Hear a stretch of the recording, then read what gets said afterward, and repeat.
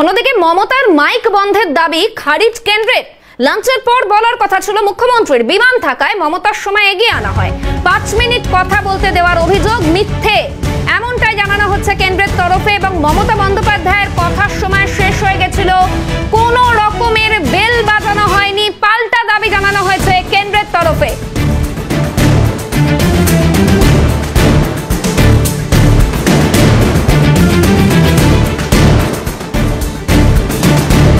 দেখাচ্ছি আপনাদের পিআইবির তরফে ঠিক কি টুইট করা হচ্ছে সেই ছবি। মিসলিডিং বলে ছবি দেওয়া হয়েছে, প্রকাশ করা হয়েছে পিআইবির তরফে, পিআইবি ফ্যাক্ট চেকের তরফে। একেবারে দেখুন যে মমতা বন্দ্যোপাধ্যায়ের যে বক্তব্য, যা তিনি সাংবাদিকদের মুখোমুখি হয়ে জানিয়েছেন, অর্থাৎ তার মাইক বন্ধের যে দাবি তিনি তুলেছেন, সেই দাবিকে কিন্তু একেবারে মিসলিডিং বলে জানানো হয়েছে এবং বিজ্ঞপ্তি প্রকাশ করা হয়েছে, সে বিষয়ে পোস্ট করা হয়েছে কেন্দ্রের তরফে। এবং এই মমতার এই দাবিকে কার্যত খারিজ করে দেওয়া হয়েছে কেন্দ্রের তরফে, অর্থাৎ যে 5 মিনিট তাকে মাত্র কথা বলতে দেওয়া হয়েছে, এই দাবি, সেই দাবিকে খারিজ করা হয়েছে কেন্দ্রের তরফে।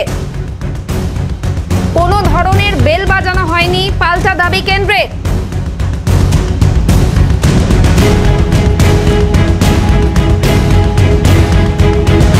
লাঞ্চের পর বলার কথা ছিল মুখ্যমন্ত্রীর।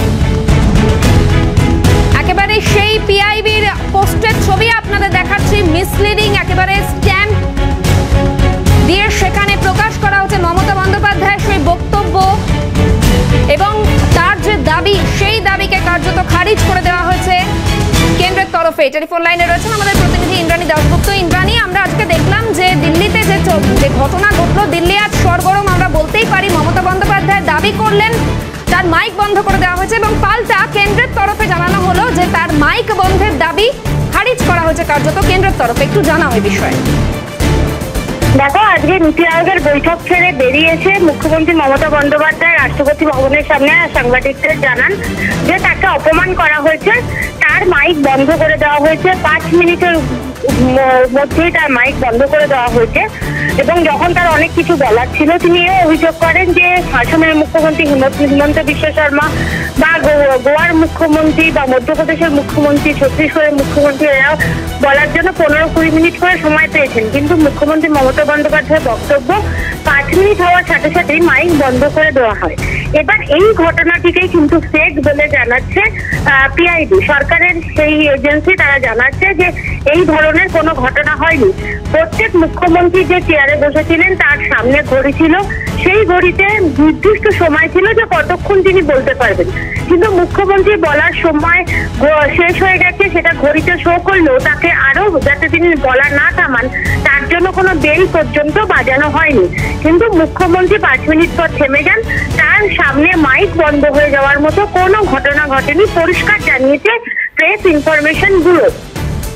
এবং তারপর কেন্দ্রীয় অর্থমন্ত্রী নির্মলা সীতারামন, তিনি একটি মিডিয়া বাইট দিয়েছেন, সেখানেও তিনি বলেছেন যে এই ধরনের কোনো ঘটনা হয়নি। মাননীয় মুখ্যমন্ত্রী মমতা বন্দ্যোপাধ্যায় যা দাবি করছেন সেটা একদমই ভিত্তিহীন এবং ফলস। মুখ্যমন্ত্রীর সামনে ঘড়িতে 5 মিনিট যে তার জন্য নির্দিষ্ট যে সময় ছিল, সেই সময়টা শো করছিল, কিন্তু কোনো বেল বাজানো হয়নি এবং প্রত্যেক মুখ্যমন্ত্রীকে বলার জন্য নির্দিষ্ট সময় দেওয়া হয়েছিল এবং মাইক বন্ধ হয়ে যাওয়ার মতো কোনো ঘটনা কিন্তু আজকে নীতি আয়োগের বৈঠকে ঘটেনি, এমনই দাবি কেন্দ্রীয় অর্থমন্ত্রী নির্মলা সীতারামনের। সবকিছু মিলিয়ে এই মুহূর্তে কিন্তু একটা ধোঁয়াশা তৈরি হয়েছে। একদিকে মুখ্যমন্ত্রী, যিনি একটি রাজ্যের প্রশাসনিক প্রধান, তিনি বেরিয়ে এসে দাবি করছেন যে তার মাইক বন্ধ করে দেওয়া হয়েছিল। অপরদিকে এই নীতি আয়োগের রাজ্যের বৈঠকে উপস্থিত ছিলেন প্রধানমন্ত্রী নরেন্দ্র মোদী, সেই সূত্রে কেন্দ্রীয় সরকার কিন্তু দাবি করছে যে এই ধরনের কোনো ঘটনা ঘটেনি। সুতরাং এই মুখ্যমন্ত্রী মমতা বন্দ্যোপাধ্যায়ের যে বক্তব্য মাইক বন্ধ করে দেওয়া হয়েছে, এই নিয়ে কিন্তু একটা বড় সড় প্রশ্নচিহ্ন তৈরি হয়েছে রাজধানীর অলিন্দে। বেশ, ধন্যবাদ ইন্দ্রাণী।